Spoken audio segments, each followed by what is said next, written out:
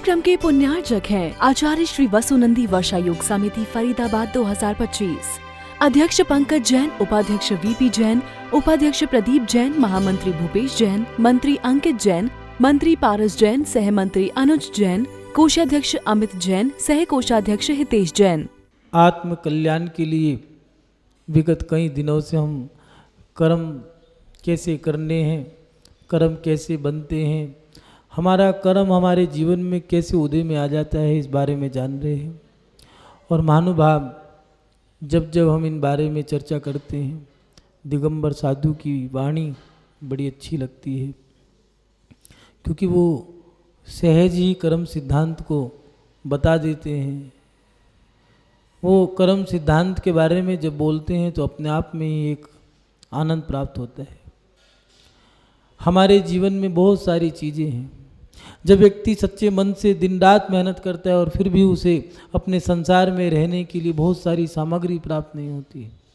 कई महिलाएं ऐसी हैं जिनकी जो बाल्यकाल में अपने माता पिता के साथ रहते हैं, शादी हो गई और शादी होने के बाद पति के साथ अपना जीवन तो जी रहे हैं, लेकिन जिंदगी बीत गई मगर उसने आनंद नहीं दे पाया। जो भोग सामग्री थी वो कभी खरीद ही नहीं पाई। कई स्त्रियां, कई पुरुष ऐसे हैं जिन्होंने कभी जीवन में सोने की अंगूठी नहीं पहनी। कई महिलाएं ऐसी हैं जिन्होंने अपने जीवन में सोने का हार नहीं पहन पाए। बहुत सारे लोग ऐसे हैं जिनके पास सामग्री होने के बाद भी वो भोग नहीं पाते। कितनी सामग्रियां ऐसी हैं लोगों के पास में, सोने की या चांदी की या डायमंड की, हीरे की बनी हुई ऐसी सामग्रियां हैं, ऐसी धातु हैं, ऐसे आभूषण हैं जो पहन नहीं सकते, पहनते के साथ ही खुजली हो जाती है, दाग हो जाते हैं। कई लोग ऐसे हैं जो अपने जीवन में भोग ही नहीं भोग पाते। ये क्या है? कर्म की महिमा क्या है? कर्म कैसे हमें नचा देते हैं, कैसे कर्म हमें करा देते हैं, ये भी बड़ी विडंबना है कि हम एक कठपुतली बन के रह गए। आचार्य भगवान महावीर स्वामी ने लिखा कि जीव एक कठपुतली है, इस कर्म को काटना है तो उसे सच्चा पुरुषार्थ करना होगा। हम अपने जीवन में जो पुरुषार्थ कर रहे हैं, कई बार लोग कहते हैं कि हमें सफलता प्राप्त नहीं हो पा रही, क्या करें, हम हार जाते हैं, पूरी मेहनत करते हैं लेकिन हमें सफलता प्राप्त नहीं होती। जितनी मेहनत करी है क्या उतनी मेहनत जितनी हमें मेहनत करनी थी क्या उतनी मेहनत हम कर पाए? क्या हम वहाँ तक पहुँच पाए जहाँ तक हमें करना था? हम उतना कर भी पा रहे हैं? एक व्यक्ति को करोड़ों रुपए का खर्चा करना है लेकिन वो मेहनत तो लाखों की कर रहे हैं, और लाखों की मेहनत करने वाला व्यक्ति करोड़ों का लाभ नहीं प्राप्त कर सकता। ऐसी हमारे जीवन में है कि हम अपने जीवन में एक साथ कई कर्म जो उदय में आ जाते हैं, उनका हमें जो भोग कर्म हमारे उदय में आए हैं वो हमें भोगने पड़ते हैं, और उन कर्मों के फल से हम दुखी हो जाते हैं। महानुभाव, हमारे पास जो सामग्री हमने इकट्ठी करने की सोची थी वो नहीं हो पाई। क्या कारण है कि हमारे पास जीवन भर सामग्रियों की आवश्यकता रही, वो पूरी नहीं हो पाई। जिंदगी में पता नहीं कितने लोग ऐसे इस संसार में हैं जो जिंदगी भर पापड़ बेलते रहे लेकिन अमीरी नहीं देख पाए। एक चार दीवारी में अपना जीवन गुजार दिया और जब अमीरी आई तो सांसें खत्म हो गई। ये क्या कारण है हम अपने जीवन में सामग्रियों को ना जुटा पाए? महानुभाव, कर्म बड़े बलवान हैं। ये कर्म बड़े बलवान हैं। कर्म न बैर मिटाते हैं, कर्म ही इस मानव को भवसागर में भटकाते हैं। ये कर्म हमें चाहें तो पटक सकते हैं, कोई कर्म चाहे तो हमें उठा सकते हैं, और अगर हम चाहें तो इन कर्मों को नष्ट करके हम स्वयं ऊपर उठ सकते हैं। मैं चाहूँ तो मेरे हाथ में इतना बड़ा पुरुषार्थ करने की सामर्थ्य मैं क्या नहीं कर सकता हूँ। प्रत्येक जीव अपना कर्म नष्ट कर सकता है, अपने कर्म को बांध भी सकता है, कर्म को उदय में भी ला सकता है, कर्म को नष्ट भी कर सकता है, कर्म को सत्ता में भी डाल सकता है। हम अपने जीवन में जब पुण्य का उदय हो तो अच्छे अच्छे काम करके, पुण्य के उदय में, पुण्य तो उदय में आ ही रहा है तो अच्छे अच्छे कर्म करके और इस पुण्य को सत्ता में भी डाल सकते हैं। और जब कर्म हमारा बुरा कर्म उदय में आया है, कई बार ऐसा हुआ है कि हाथी पे बैठे बैठे जब पता लगा कि मैं युद्ध में मारा जाऊंगा और ये युद्ध में जो हिंसा हुई है सब व्यर्थ है, उसी समय बैठे बैठे ही वैराग उत्पन्न हो गया और उसी समय केरिश्लोच कर दिया। जो बाण चलाने के लिए तैयार था वो शत्रुघ्न, उसने उसी समय सोचा ये तो मैं पाप करने जा रहा था, बस अब नहीं, ये युद्ध और ये बाण यही मुझे रोकना होगा। क्यों? क्योंकि जो सामने हाथी पे बैठा हुआ व्यक्ति था वो एक समय योद्धा था, लेकिन एक क्षण बाद वो दिगंबर मुनि महाराज की मुद्रा को धारण करने वाला व्यक्ति बन गया। हम अपने जीवन में कैसे दृश्य बदल सकते हैं, हम चित्र बदल सकते हैं, माहौल बदल सकते हैं। मेरा एक पुरुषार्थ अपने कर्मों को कैसे बदल सकता है। एक क्षण के अंदर सारी महिमा बदल डाली। कहाँ इतना बड़ा संग्राम था, वो मथुरा का युद्ध, शत्रुघ्न ने जो युद्ध किया था उस समय वो योद्धा ब्रजजंग, वो युद्ध करने के लिए जो बैठा तो बस एक मन में ये बात आई कि हे भगवान, कि पाप हो गया और उसी समय कीचलोच कर दिया, मुनि महाराज बन गया। और वो सामने वाला व्यक्ति बैर को एक समय, एक क्षण के अंदर ही उसने धर्म के अंदर बदल दिया, क्षमा के भावों में बदल डाला। व्यक्ति के अंदर सामर्थ्य, हम अपने कर्मों को कैसे भी मरोड़ सकते हैं, कैसे भी तोड़ सकते हैं, लेकिन मेरा पुरुषार्थ मेरे हाथ में होना चाहिए। मुझे जागरूक होना पड़ेगा, मेरा विवेक मुझे जागृत रखना पड़ेगा। एक व्यक्ति पुरुषार्थ, अपने बुरे पुरुषार्थ के माध्यम से वो चारुदत्त जो पिता का से जो खजाना था, उस खजाने को 12 साल में 32 करोड़ स्वर्ण दिनार और 16 लाख का सोना एक वेश्या पे लुटा देता है और गरीब बन जाता है। और वही अब चारुदत्त अपने पुरुषार्थ के माध्यम से वही जो शान और शौकत, वो जो मान सम्मान प्रतिष्ठा थी, वो सब पुनः लौटा के लाता है, पुनः पुरुषार्थ करता है और फिर रत्नों को इकट्ठा करता है। और जब देख लेता है कि संसार क्या है, तब जाकर के वो संसार से विरक्त हो जाता है और दीक्षा ले लेता है। एक व्यक्ति कोढ़ी है और कोढ़ी होने के बाद भी वो मन में ठान लेता है मैं अपने आप को बदल कर रहूँगा। पत्नी का सहयोग पाकर के उसने भगवान की भक्ति करके अपने आप को कामदेव बना लिया। 7 बार जहाज टूट गए फिर भी हारा नहीं, समुद्र को भुजाओं से पार कर दिया और वही कामदेव बन करके राजा बन गया।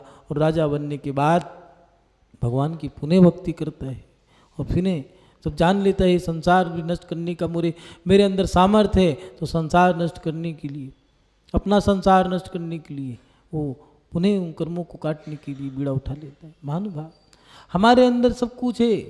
मेरा मन इतना बलिष्ठ है कि मैं अपने मन को रिगने नहीं दूंगा। वो 5 पांडव, जिनमें से 3 भाई मोक्ष चले गए, लेकिन 2 भाई अपने मन को मजबूत नहीं कर पाए।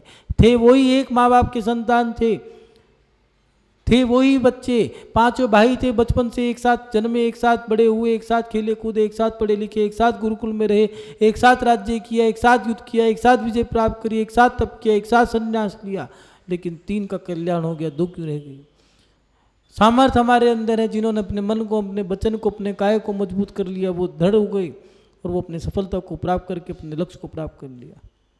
और जो कमजोर रह गए वो डिग गए, वो रह गए, जो रह गए सो रह गए, जो कह गए वो कह गए, जो कर गए सो कर गए, जो धर गए तो धर गए, और जो अपने अच्छे जीवन में अच्छे अच्छे कर्म कर गए। वो पुराने बुजुर्गों की कहावत थी, जो धर गए वो मर गए, वो जो कुछ कर गए तो कुछ ले गए। महानुभाव, हमें अपने जीवन में कर्मों के प्रति जागरूक होना पड़ेगा। कई बार ये सवाल खड़ा हो जाता है कि हमारे जीवन में ये कर्म कैसे नाच दिखा देते हैं। हमारे जीवन में सामग्री हमारे पास नहीं हो पाती। हमारे जीवन में एक साथ जो कर्म उदय में आ जाते हैं, वेदनीय कर्म उदय में आ गया, क्या करें? जब कर्म उदय में आते हैं, याद रखना चारों खाने चित करके आते हैं। शरीर अस्वस्थ हो चुका है, बुढ़ापे में ऐसा समय भी ऐसा आएगा। जवानी में एक व्यक्ति 85 साल की उम्र में बाथरूम में नहाने के लिए जा रहा था और स्नान करने के लिए, और पैर फिसल गया, गिर गया, उठाया, होश में आया, पता लगा ज़्यादा बीमार है, हॉस्पिटल लेके गए। डॉक्टर ने कहा इसकी तो कूल्हे की हड्डी टूट गई। अब क्या करें? पत्नी मर चुकी थी, बच्चों का विवाह हो गया था, बेटे ने साथ छोड़ दिया था, बहू बुरी आ गई थी, अकेला रहता था, स्वयं बनाता था, स्वयं खाता था। अब क्या करूं? कूल्हे की हड्डी भी टूट गई है, न चल सकता न कुछ कर सकता, दाने दाने का मोहताज हो गया। कर्म ऐसी चोट मारता है, कहीं का नहीं छोड़ता, चारों खाने चित कर देता है। अब चाह कर के भी भगवान की पूजा नहीं कर सकता, भक्ति नहीं कर सकता। पहले जब भी कर्म उदय में आएगा, पहले धर्म छुड़वाएगा, आपका धर्म खत्म करेगा, तब जा कर के आप कुछ कर पाओगे। क्योंकि बर्बाद करने के लिए वो राजा जिस राजा का शुभोम चक्रवर्ती नमोकार मंत्र लिख करके पैर से मिटवाया, क्यों? क्योंकि वो जो रसोईया था पूर्व में, वो बैरी बन करके देव बन गया था, उसको बदला लेना था। और बदला लेने के लिए उसने क्या किया, वो जानता था कि चक्रवर्ती हजारों और देव इसकी रक्षा करते हैं, क्या करूं वो, लेकिन लंपटी था वो, राजा भी लंपटी था, रसना इंद्रिय का लोलुपी था। उसने उसको एक फल दिखाया और अनजान फल था, उसको खा करके उसे अच्छा लगा। उसने कहा ये कहाँ मिलेगा, उसने कहा मेरे देश में है, लेके आओ। कहने के नहीं, इसको तो इसको लेने के लिए जाना पड़ेगा। ठीक है चलो, जाने लगा, बीच समुद्र में नाव डुबोने लगा। तो उनने कहा कैसे बचूं, तब जाकर के कहा नमोकार मंत्र लिखो और उसको पैर से मिटा दो, पाप लगेगा। अरे बचना हो तो करो, नहीं तो मत करो। अपने प्राण बचाने के लिए 5 परमेष्ठी थे जो, उनका अपमान कर दिया और रिजल्ट परिणाम क्या निकला, नैया डूब गई, कहाँ चक्रवर्ती।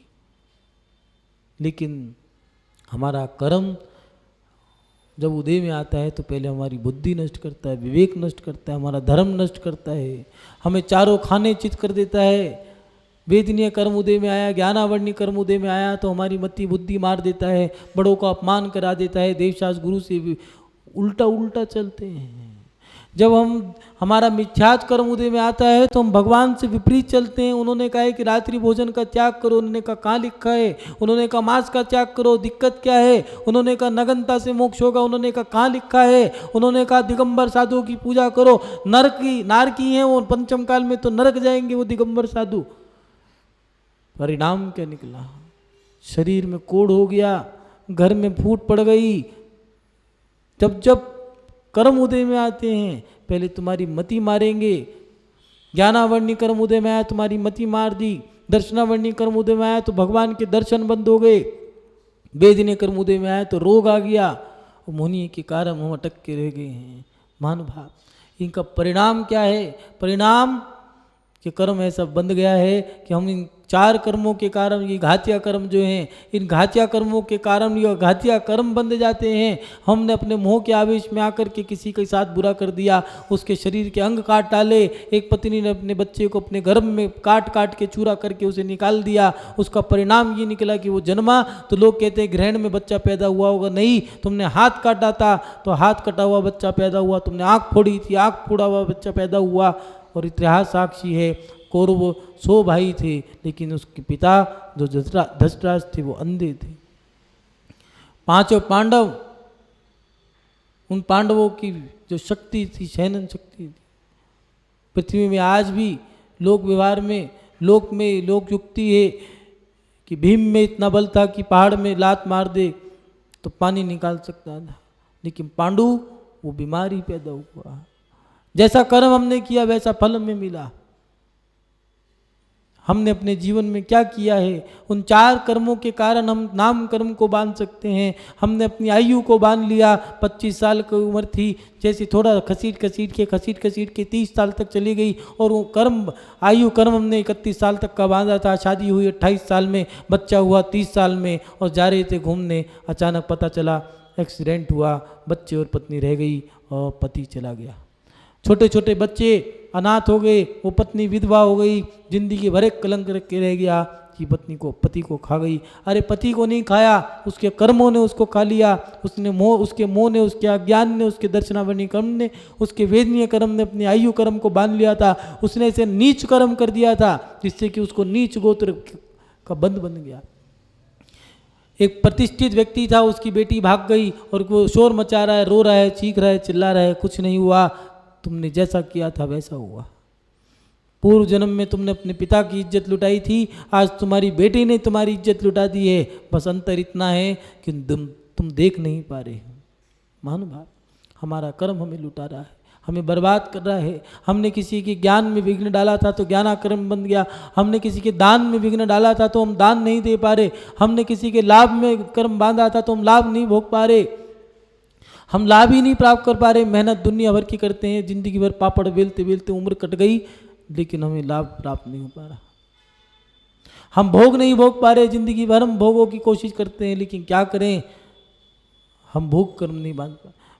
हमने जो कर्म बांधे हैं उनका फल तुम्हें भोगना ही पड़ेगा। महानुभाव, हमारा जीवन जो बीत गया पापड़ बेलते बेलते, सामग्रियाँ हमें क्यों प्राप्त नहीं हो पा रही? क्योंकि हमने ये जो अंतराय कर्म बांधा है, ये उपभोग अंतराय कर्म जो है, ये हमें सामग्रियाँ उपलब्ध नहीं होने देता। 30 कोड़ा कोड़ी सागर तक का कर्म है और जगन्य आचार्य भगवान ने दिया अंतर मुहूर्त। ये कर्म हमें कब तक लुटा सकता है, कब कितनी जिंदगी, कितने जन्म बीत सकते हैं, कितने जीवन हमें जीने पड़ेंगे, कितने जन्म जीने पड़ेंगे। 30 कोड़ा कोड़ी सागर तक का ये कर्म है कि हमारे पास सामग्री नहीं हो सकती। कभी चंडाल के पुत्र बने, कभी भिखारी के भीख भी मांगनी पड़ी। इतिहास साक्षी है। वो बुद्धा दासी जब मुनि महाराज जा रहे थे तो दया आ गई और पूछ लिया कि इसकी ऐसी दयनीय स्थिति कि कूड़े में पड़े हुए पत्तल के दाने को खा करके अपना पेट भर रही है। तो मुनि महाराज ने बताया, चिंता मत करो, इसका अच्छा कर्म भी उदय में आएगा और यही इसी राजा की रानी बनेगी। कर्म क्या क्या नहीं करा देते महानुभाव। जब हमने किसी का उपभोग कर्म बांध लिया है, किसी के उपभोग में अंतराय डाल दिए। कई सास अपनी बहुओं को नए कपड़े नहीं पहनने देती, गहना छुपा के रख लेते हैं, किसी के गहने को हजम कर लिया, हड़प लिया, भाई भाई का खा गया, दुरानी जिठानी दुरानी का खा गई, सास बहू का खा गई। हमने धन तो इकट्ठा करके खा गए। कोई कहता है कि कौन देखता है, कोई बात नहीं, हम में दमखम है, हम लड़ लेंगे, हम झगड़ लेंगे, हम जीत जाएंगे, कोई कुछ नहीं कर सकता है। कौन माई का लाल जो मेरे से पंगा ले। चिंता मत करो, एक दिन ऐसा भी आएगा जो कर्म तुम्हें उधेड़ के रख देंगे। वो दिन भी याद करो। एक पहलवान, जब वो भामाशाह गामा पहलवान दारा सिंह गामा पहलवान के पास 80 किलो की चांदी की गदा थी। भारत के और विश्व के उसके पास मेडल थे, लेकिन जब वो मरा तो उसको कैंसर की बीमारी हो गई थी। रावलपिंडी पंजाब और पाकिस्तान के बॉर्डर पे था। रावलपिंडी में रह कर के अपना गुजारा कर रहा था। भारत के लोग जाकर के उसके पास जाकर के मदद करने गए। पता चला अपना मेडल जो थे उनको बेच बेच के अपना गुजारा कर रहा था। एक समय वो था कि गामा पहलवान पूरे विश्व में फेमस था, जिसने लंदन के पहलवान को एक मुक्के में धराशायी किया था। और वो भी पहलवान अंतिम समय में मरा तो उसके पास कोई सेवा करने वाला भी नहीं था। जो कहते हैं कौन हमारा क्या बिगाड़ लेगा, चिंता मत करो, जब कर्म उदय में आएंगे तुम चीखते रह जाओगे, चिल्लाते रह जाओगे, तुम्हारे पास कोई दिखेगा भी नहीं। भीष्म पितामह वेद व्यास जी ने महाभारत में लिखा कि अपने अंतिम समय में वो इच्छा मृत्यु का वरदान जिन्हें प्राप्त था, एक जो महान धनुधर था, एक वीर था, एक भीष्म पितामह जिनको कहते थे, भीष्म प्रतिज्ञा ली थी जिसने यावत जीवन ब्रह्मचर्य का व्रत का पालन किया था, ऐसा वो एक धनुधर, एक महायोद्धा, एक ऐसा वीर जो हजारों लाखों करोड़ों सैनिकों पे भारी पड़ सकता था, हजारों योद्धाओं को एक साथ लपेट सकता था, मार सकता था, रण की भूमि में रण को चटा सकता था, ऐसा वो भीष्म पितामह अंतिम समय में बाणों की शैया में पड़ा रहा। सेवा करने वाला भी कोई नहीं था। मानो हमारा कर्म जब उदय में आता है तो अच्छा कर्म उदय में आता है तो हर्ष उल्लास आनंद देके जाता है। बुरा कर्म जब उदय में आता है तो हताश उदास निराश मायूसी छोड़ के चला जाता है। सोचने वाले कई बार सोचते रह जाते हैं, कर नहीं पाते। और कुछ लोग ऐसे हैं कि बैठे बैठे अचानक फ़ोन आया, सुनो हम लोग शम्मी शिखर जी जा रहे हैं, चलो तुम भी चलो। माँ से कहा, माँ मैं क्या करूं, चला जा बेटा, बार बार मौका नहीं मिलता। पता चला ज़िंदगी में ऐसी यात्रा दोबारा हो ही नहीं पाई। ये क्या है? ये हमारा कर्म है। जब कर्म उदय में आता है तो हमें लाभ अपने आप हो जाता है। कर्म उदय में आता है तो बैठे बैठे घाटा लग जाता है। अचानक दिल्ली से बेंगलोर गए थे, फ्लाइट से उतरे, फ़ोन जैसे ही मोबाइल चलाया फ़ोन पे मैसेज आया, सुनो तुम्हें नौकरी से निकाल दिया जाता है। ये क्या हुआ? हमारा भी नाम उस लिस्ट में आ गया जिसमें नौकरी में से निकाला गया था। अब क्या करें? वो कर्म हमारा उदय में आ गया। एक कर्म ऐसा था कि ये सहजता से मेरी नौकरी लग गई थी, और एक कर्म ऐसा उदय में आया कि सहजता से ही नौकरी चली भी गई। मेहनत करके बड़ी मुश्किल से कामयाबी को प्राप्त किया था, लेकिन बड़ी सरलता से हमारी ज़िंदगी बर्बाद हो गई। महानुभाव, हमारा कर्म हमें कैसे नचा देता है। हम अपने जीवन में फिर इन सामग्रियों को प्राप्त कैसे करें? ये उपभोग की सामग्री, ये कर्म को कैसे काटें? एक बहुत अच्छा उदाहरण आता है यार। एक नारद जी का भक्त था। नारद जी के भक्त को कष्ट आया और वो कष्ट के समय में उनका स्मरण करता रहा। और नारद जी एक समय प्रकट भी हो गए। उनने पूछा क्या बात? उसने कहा मेरे पास कुछ नहीं है, मात्र एक कंबल है, एक घोड़ा और 5 रुपये बचते हैं पूरी दिन मेहनत करने के बाद, क्या करूं? मुझे भी अमीर होना है और मैंने सुना है आप नारद हो, आप कुछ भी कर सकते हो, ब्रह्मा विष्णु महेश आप उनसे कुछ भी करा सकते हो, मुझे अमीर बना दो। उन्होंने कहा चिंता मत कर, बस तो अमीर बनेगा, मैं तेरे लिए कोई उपाय करता हूँ। नारद जी कहने लगे मैं अभी जा करके महेश से, ब्रह्मा विष्णु महेश से कुछ ना कुछ जरूर कहता हूँ, और तीनों की जरूरत क्या है, मैं तो महेश से ही कृपा करवा दूंगा। तो सीधा वहाँ से निकल करके हलाहल विष को पीने वाले महादेव के पास गए और कहने लगे सुनो, मेरा एक पृथ्वी पर भक्त है, मेरी जिंदगी का वो पहला भक्त है, आज तक मेरा दूसरा कोई भक्त ही नहीं है, और उस भक्त के जीवन में संकट आया, वो गरीब है, उसने मेरे से पहली बार कुछ मांगा है, उसको कुछ दे दो। महादेव ने कहा सुनो, उसके भाग्य में मैं कुछ नहीं हस्ताक्षर कर सकता, हस्तक्षेप कुछ नहीं कर सकता। क्यों? क्योंकि ये विषय ब्रह्मा जी का है। वो ब्रह्मा जी के पास गए, उन्होंने कहा, उन्होंने कहा कि सुनो, मेरे हाथ में इसका कुछ नहीं दिखता, क्योंकि इसके भाग्य में मात्र इतना ही लिखा है कि एक कंबल, एक घोड़ा और एक 5 रुपये बचेंगे जिंदगी भर मेहनत करने के बाद भी। वो हरिहर के पास गया, विष्णु जी के पास गया और जाके कहने लगा विष्णु जी तुम तो ब्रह्मा और महादेव को भी अपने बस में कर सकते हो, मेरा एक ही भक्त है पृथ्वी पर, मैं जिंदगी भर नारायण नारायण रटता रहा, लेकिन आज तक मैं दूसरा भक्त नहीं बना पाया, एक ही भक्त बना, उसकी मदद कर दो। उन्होंने कहा नहीं हो सकती, क्योंकि जब महादेव और ब्रह्मा भी कुछ नहीं कर सकते तो मैं भी कुछ नहीं कर सकता। नारद को गुस्सा आ गया और जाकर के कहने लगा चिंता मत करो, मैं अपने भक्त की तकदीर, अपने भक्त की किस्मत अपने आप बदलूंगा। और जाकर के उस भक्त से कहा कि सुन, तो जिंदगी भर मेहनत करता रहे, लेकिन मैं तेरी तकदीर बदलूंगा। मेहनत क्या करनी है उसने बताओ नारद जी, गुरु जी बताओ क्या करना है। उन्होंने कहा बस क्या मैं भी नारायण नारायण जप लूँ? नहीं, तुझे ये नहीं करना, ये तो मैं जपूंगा, ये मेरा काम है।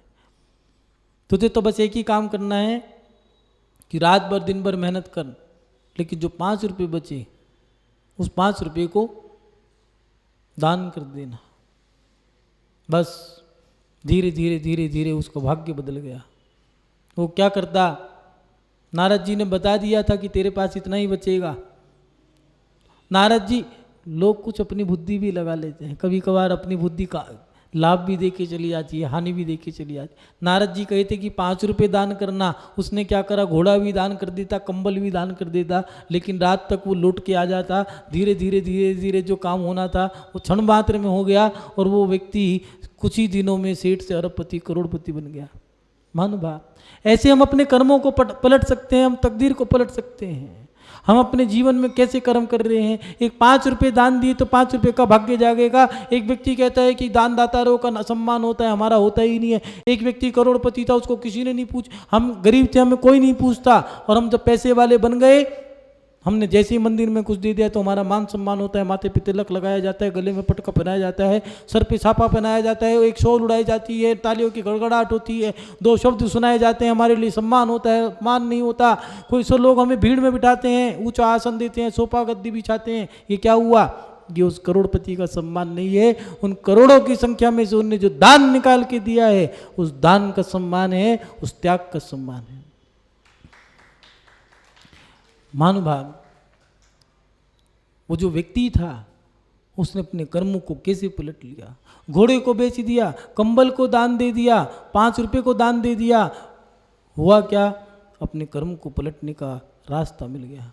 हम चाहें तो अपने कर्मों को काट सकते हैं, मरोड़ सकते हैं, तोड़ सकते हैं। हम अपने जीवन में पापड़ तो बेलते रहे। कई लोग ऐसे होते हैं, कंजूस होते हैं, मक्खी चूस होते हैं, जिंदगी भर पैसा कमाते रहते हैं, खर्च नहीं कर पाते। आचार्यों ने कहा है जो तुम पे अगर अपने जीवन में सामग्री चाहिए, सोना चाहिए, चांदी चाहिए, लोग सोचते हैं कि मुझे भी चांदी। हर पत्नी का सपना होता है कि मेरे गले में भी एक 10 तोले, 2 तोले, 5 तोले की सोने की चैन हो, लेकिन ऐसे ही नहीं आती।